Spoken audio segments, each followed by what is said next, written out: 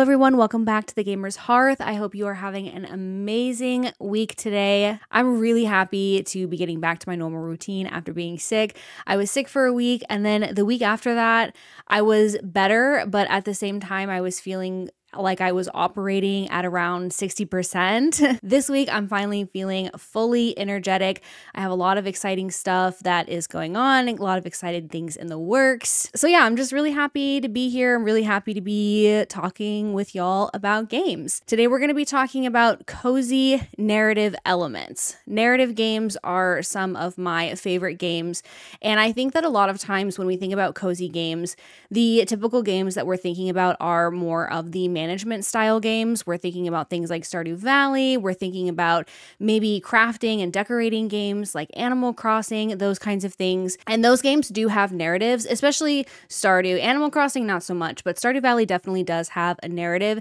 And then I also think that there are a lot of games that are purely like very heavily narrative driven games where that is kind of the primary thing happening in the game that are very, very cozy. Now, the reason why I thought about talking about this topic is because of one of my favorite think tank reports that I've ever read, which is one from Project Horseshoe. It's the 12th annual game design think tank, Project Horseshoe 2017, and the title is Group Report, Coziness in Games, an Exploration of Safety, Softness, and Satisfied Needs. So this is a study that was presented in 2017, which I think is really, really interesting because I feel like the term cozy gaming wasn't popularized at the level that it is now until like 2020, 2021-ish. And so for this study to have existed in 2017 is really interesting. I'm going to leave a link to this study in the description or the show notes. If you're somebody who is interested in studying the cozy game genre or just learning more about the genre in general,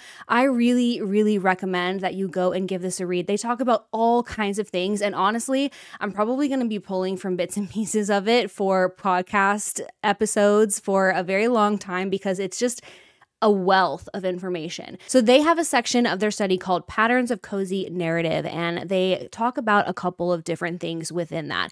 We are going to be talking about what they call ambient narratives. Ambient narratives are narrative elements that exist when coziness is the central mode of the game's narrative, according to them. That's what they say. When coziness is the central mode of a game's narrative, it tends to exhibit certain qualities. And I want to go through those and talk about them today and see what they are and, how we can kind of apply them. What sort of games do we find that tend to have those sort of ambient narratives? Because I really feel like they hit the nail right on the head with these. After that, we're also going to be talking about cozy narrative archetypes, which are the common narrative patterns that the people who did the study saw repeatedly showing up in the games that they were studying. As they say, when coziness is the central mode of a game's narrative, it tends to exhibit certain qualities. The first one is low pressure. Even if the stakes are high, anxiety is low. This is so interesting to me. So I feel like there are so many games that kind of exhibit that. Games wouldn't be as interesting if they didn't have some sort of stakes. There needs to be something at stake in order to give you purpose and to give you a reason to keep playing.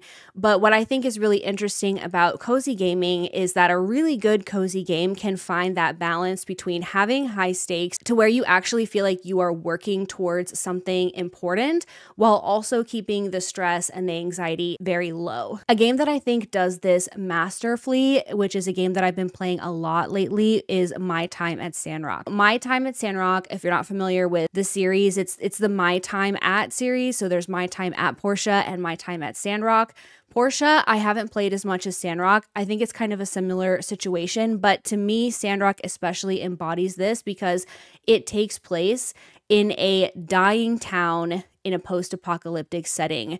When you arrive in the town, quite literally, the town is dying. It's in the desert, they don't have enough water, and they're really looking at you. You play as a builder. So they're really looking at you to be the one that helps build up the town in their dire state of need. There's also a political plot that has to do with a neighboring country that is threatening war. It's actually extremely high stakes, but when you're playing it, it doesn't really feel that way. It kind of does because it gives you this really satisfying sense of accomplishment. However, However, they give you plenty of time to do stuff. You also have your little routines, you have your little jobs in your workshop and your homestead. You focus on building up your relationships with other people. And for the most part, at least the highest stakes quests, they give you plenty of time to complete them. So you don't ever feel like, if I don't do this right now, I have to focus on this and only this, or I might fail. There's really no way to fail. It's just really a matter of how long it takes you to do it. And I think that's really beautiful. I think that is a really good way to have stakes be high and anxiety be low, is to make sure that people are given plenty of time to complete whatever tasks they want to complete. That leads us to the next one that they talk about, which is low intensity. Cozy stories unfold at a pace of the player's choosing with little urgency. So exactly what I was just talking about with my time at Sandrock, you really get to choose the pace. Another thing that it reminds me a lot of is Stardew Valley. If you choose to take the route of rejecting Jojamart, the main storyline then involves you restoring the community center and expelling Jojamart from the town. And you do this through collecting items and submitting them in bundles. There can be a little bit of pressure on you while you're doing this, because if the item that you need is only available in a certain season and that season passes, then you're gonna have to wait a whole nother season to get that item. And so it does have a little bit of that sense of urgency, which a lot of people find anxiety inducing. However, there really is no timeline or any sense of urgency. If it takes you 7 years in the game to complete the community center, then that's fine. There's really no negative consequences for taking as long as you need to in the game. So you really can do it at your own pace. The next thing that they talk about is ensemble. And they say stories of a chosen one that emphasize the exceptionalism of the player are at odds with authenticity. And so there's an emphasis on the collective, on having a group of people that are working together. When I read this, I immediately thought of Coral Island. Coral Island is very similar to Stardew Valley. You arrive at a town, the town is not doing well, and it's up to you to sort of revitalize the town. But what I think is interesting is you literally have a conversation with a character when you find out that you have the ability to heal the oceans. You have a conversation with the scientist who studies the oceans, and she says, this is not all on you. You can choose to do this, or you can choose to not do this, and you don't have to be the chosen one. Like, I think she literally, maybe not exactly says chosen one, but that is absolutely the gist of the conversation. And that game in general just has a really big focus on community and people working together. And so that is what I immediately thought of. I do think that this one is very interesting when you think about just kind of the nature of games. The nature of games is that you are the main character, and so you are the one who is driving most of the progress, most of the story, et cetera, et cetera, et cetera, just because that's how a game works. And it's interesting when I think about this, because I think a lot of cozy gamers actually do get frustrated with the fact that it feels like in a lot of these games, villagers are constantly coming to you and asking you to solve their problems. That doesn't particularly bother me as a player, but I think that's totally valid. And I see so many people saying, hey, I got really frustrated because I felt like I had all of this pressure on me to solve everybody in the town's problems. And again, I think that does just kind of boil down to the nature of video games, is that you are the one doing the things. But I do think that is valid to feel that way. I think it can be a little bit frustrating to feel like all of this burden is on you, and you're like, I just want to mind my business and grow my crops, or whatever the situation is. The next one is non-violent. Conflicts are ephemeral and a path to understanding, which I think is a really interesting way to phrase that. That's exactly how they phrase it in the study. I mean, I definitely think that one of the hallmarks of a cozy game is that it is non-violent. That being said, there are plenty of cozy games that have combat in them, but I think it's interesting to kind of think of the difference between combat as a game mechanic versus violence as a story driver. Probably are examples of this that I'm just not thinking of, but anytime I think about violence or combat in a cozy game, it's usually not something that is necessary in order to drive the plot forward, at least not in any large way. I think it mostly boils down to I have to go out and I have to kill something in order to get the resources that I need. And maybe you do need those resources to move the plot forward. It's kind of hard to explain exactly what I mean. It's not really something like Halo or Call of Duty or even Dragon Age and Mass Effect where war and violence is the plot. The combat just serves as a way for you to gain resources if combat exists in the game at all. Stardew Valley has combat. You kill monsters in the mines. The My Time series has combat. So many games have that, but it's not the thing that the plot hinges on. The next one is down to earth, humble and grounded. Find wonder and contentment in the familiar. When I read this, I thought Unpacking. Unpacking is a game where you unpack the protagonist's items into the various homes that they live in throughout their life. It is definitely a narrative-based game, but the mechanics of what you're doing in the game is just unpacking things. So you're opening a box, you're taking out an item, you're putting an item where it goes. And you really do feel this sense of wonder and contentment. The game feels very comfortable because we've all been there, right? We've all had the experience of unpacking things into our new home. In the game, you're really seeing the transitions that the main character is experiencing. It starts in their childhood home, and then it goes to their college dorm, and then it's their home with roommates, and then it's various partners that they have in their life. We've all experienced these sort of big changes, and those changes can seem scary when they're happening, but when we're looking back on them and we're seeing somebody else, in this case the main character of the game, going through those changes, it feels very comforting and it feels very nostalgic. And so I found going through those changes and unpacking all of her items into the various places felt very therapeutic for me. It was very calming. The next one is emphasis on ritual, seasons, holidays, day-night, harvest cycles, stories that lazily drift along the river of time, which I love the way that they phrased that. Sometimes the way they phrase things in this study is just so cool. This is really obvious. I feel like there are so many games that are considered cozy that are focused on exactly those things. The biggest example of this is going to be your farm sims. They have all of these things. Stardew Valley, the My Time series, Wylde Flowers, Harvest Moon, Roots of Pacha, Sunhaven. These farm sims are very much rooted and grounded in that ritual. You have your day, night, every single day. You're getting up, you're doing your chores. You have the seasons that pass. You have the holidays that pass and then come again in the next year. The harvest cycles of growing your crops. There's so many games that fall into this that I'm not going to focus on just one, but y'all know if you've played a farm sim, and it's not even just farm sims either. There's a lot of other games that are not farm sims that also focus on these same sorts of rituals, things like Potion Permit. A lot of your cafe managers and things like that focus on stuff like that as well. The last one that they mention is episodic, and they say the sum of experiences is greater than any one story.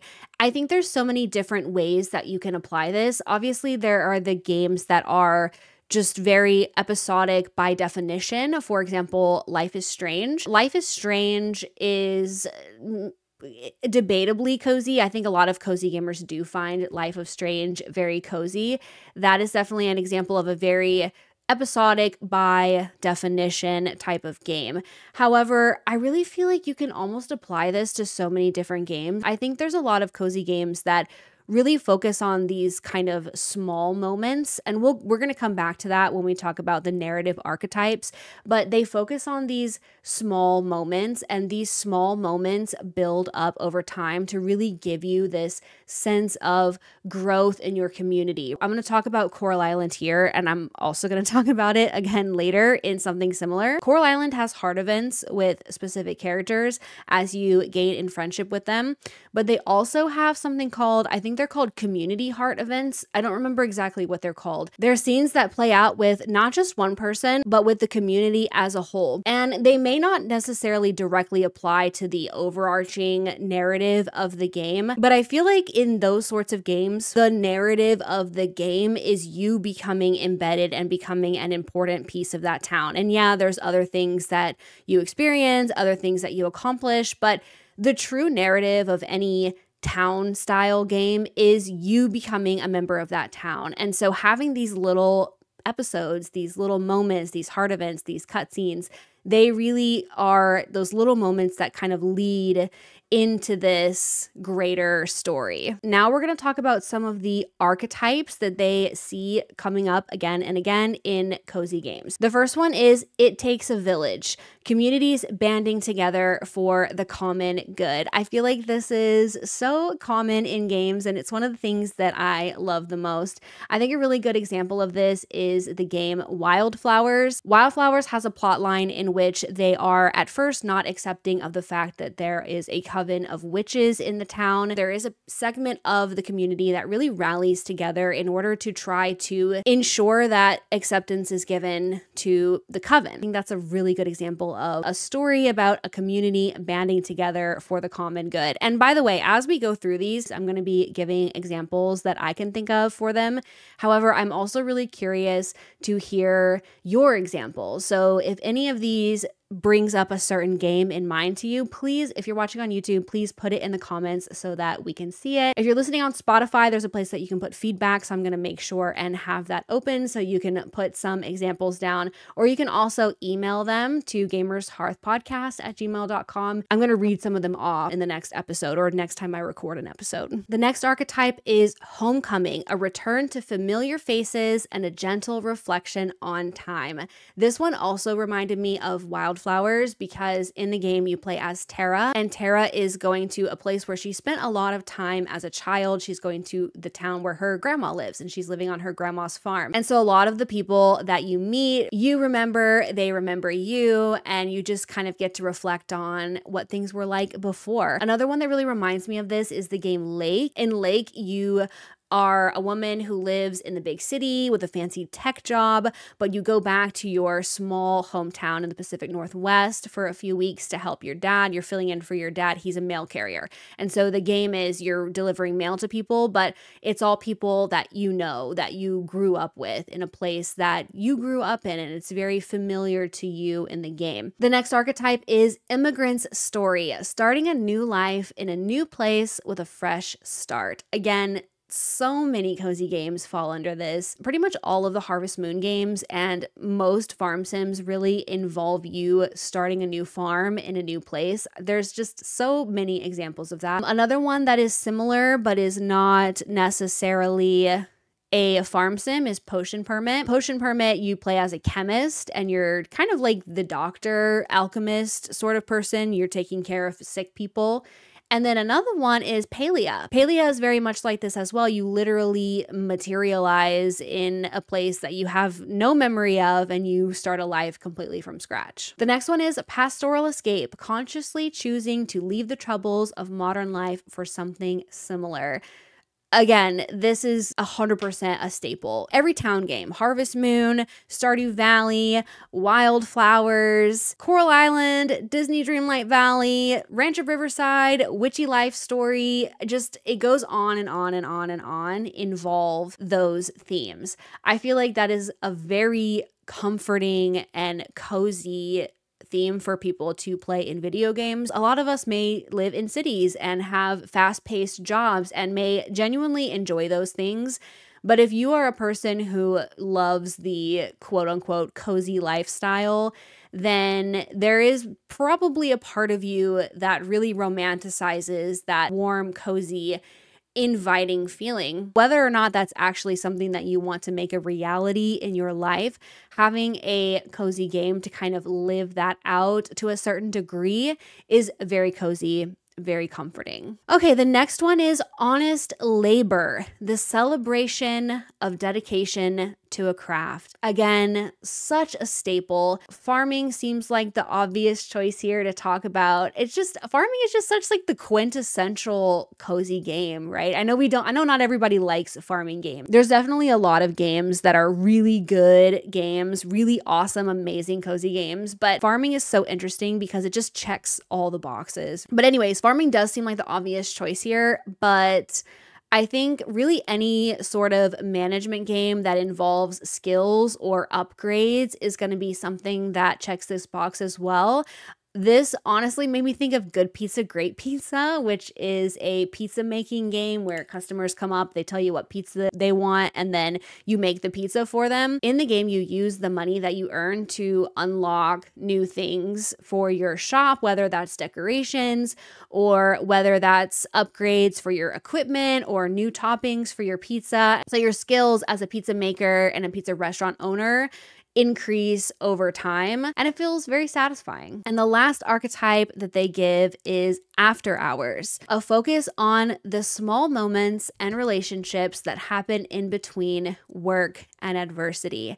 And there's so many beautiful examples of this in narrative games and non-specifically narrative games. I think about Spiritfarer and how some of the most beautiful moments in that game are those small moments that happen between the characters. I think about the game Night in the Woods, which is a narrative game about a young adult having this depression and anxiety spiral when they return home from college. And the content, when you think about it, is very dark. However, the game still feels cozy because a lot of what you're doing in the game is catching up with your old friends. You're going over, you're hanging out with them, and there are definitely heavy themes and stressful things that happen in the game, but it still feels very cozy because of those small relationship building moments. Honestly, any game that has relationship building as a narrative device or as like a core mechanic in the game is going to have this. Heart events, quests to help people out in town, and those little like heart-to-heart moments that you can have with those characters, those things all really add to the coziness. And we're going to talk about this in another episode because I feel like it deserves its own episode, but these kinds of things are the things that I think can make non-cozy games feel cozy. So there's a lot of games that are, not technically cozy. However, they have moments like this. And in Project Horseshoe, they call it intermezzo. It's the moments in between the quests where you are hanging out with your party in camp, like in Baldur's Gate 3, or hanging out in Skyhold in Dragon Age Inquisition, or hanging out on the Normandy in Mass Effect, those kinds of things. And those can make the games feel very, very cozy too. So what do you think of these archetypes? Do they resonate with you? Is there any one that is your particular favorite? For me, I think After Hours is probably my favorite as somebody who loves relationship building and romance in games. But let me know what you think. I really want to hear from you. And I also want to thank everybody who has left a rating or a review on my podcast.